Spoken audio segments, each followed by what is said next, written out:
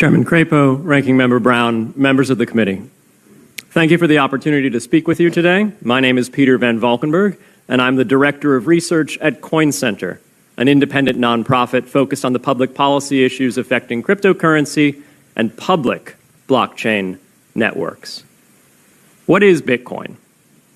Bitcoin is the world's first cryptocurrency, and it works because of the world's first public blockchain network. What does Bitcoin do? It's simple. It lets you send and receive value to and from anyone in the world using nothing more than a computer and an internet connection. Now, why is it revolutionary? Because unlike every other tool for sending money over the internet, it works without the need to trust a middleman. The lack of any corporation in between means that Bitcoin is the world's first public digital payments infrastructure. And by public, I simply mean available to all and not owned by any single entity. Now, we have public infrastructure for information, for websites, for email. It's called the internet.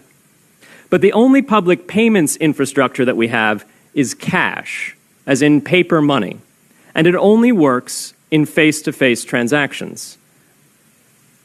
Before Bitcoin, if you wanted to pay someone remotely over the phone or the internet, then you could not use public infrastructure. You would rely on a private bank to open their books and add a ledger entry that debits you and credits the person you're paying.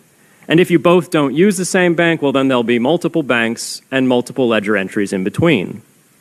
With Bitcoin, the ledger is the public blockchain, and anyone can add an entry to that ledger, transferring their Bitcoins to someone else. And anyone, regardless of their nationality, race, religion, gender, sex, or creditworthiness, can for absolutely no cost create a Bitcoin address in order to receive payments digitally. Bitcoin is the world's first globally accessible public money. Is it perfect? No. Neither was email when it was invented in 1972. Bitcoin's not the best money on every margin. It's not yet accepted everywhere. It's not used often to quote prices, and it's not always a stable store of value. But it is working, and the mere fact that it works without trusted intermediaries is amazing. It's a computer science breakthrough, and it will be as significant for freedom, prosperity, and human flourishing as the birth of the internet. And Bitcoin is just the beginning. If we can replace private payments infrastructure, then we can replace other private choke points to human interaction as well. Now, why should we want to build more public infrastructure? Why should we embrace blockchains over corporate intermediaries? Why should we tolerate their inefficiencies and work to make them better? Why should we want the pioneers of this technology here in the United States and not fleeing overseas? A simple reason. Because the corporate intermediaries providing today's critical but privately owned infrastructure are becoming fewer, larger, and more powerful, and their failures are increasingly grave. So roughly half of all Americans, 143 million people, had their Social Security numbers exposed to hackers because of a breach at Equifax. The SWIFT network has relayed hundreds of millions of dollars in fraudulent transactions because of hacked member banks in Bangladesh, Vietnam, Ecuador, and Russia.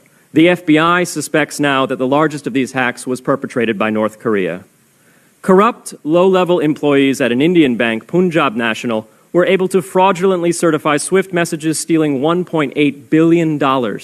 It's the largest electronic bank robbery in history. In fact, it's the largest bank robbery in history.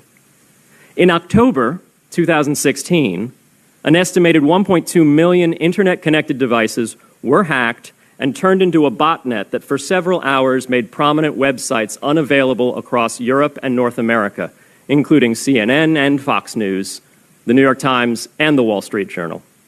Increasingly, physical machines are being connected to the internet to augment their capabilities. They're wired through servers that are owned and maintained by private and trusted intermediaries, the so-called Internet of Things. Pacemakers from St. Jude's Hospital have been hacked.